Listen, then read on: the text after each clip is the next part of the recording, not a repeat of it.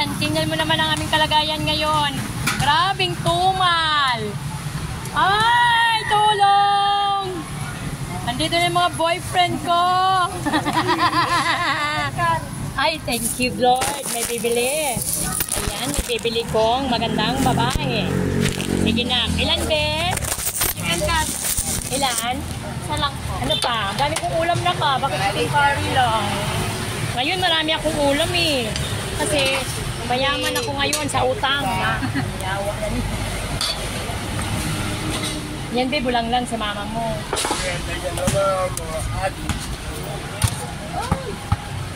Ay, Ginoo. Tawarin mo kami, Panginoon.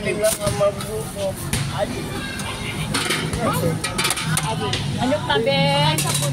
Sige, 25 na lang sa'yo yan, 30 yan. Yan ang sinasabi ko, guys. Grabe ang hirap ngayon. Kahit sino nakaramdam ng hirap, lalong-lalo na sa pagtaas ng bigas, ang lahat ng tao ay naghihirap. Kaya, tiis lang, ano? Tiis lang tayo, tiis lang. Wala tayong magawa.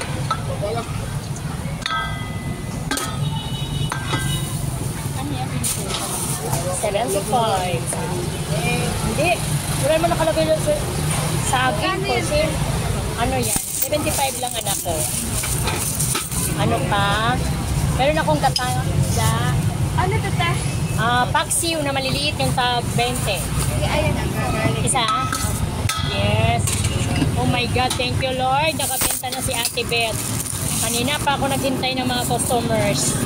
Walang customer. Yan, be. May hindi ata na bubukas sa pwede naman. Oo nga, di ko alam eh. Ano nangyari gan? Eh, paano? Parang hirap din siya eh. Kung hirap ako, mas hirap siya sa akin eh. Ang dami niyang boyfriend eh.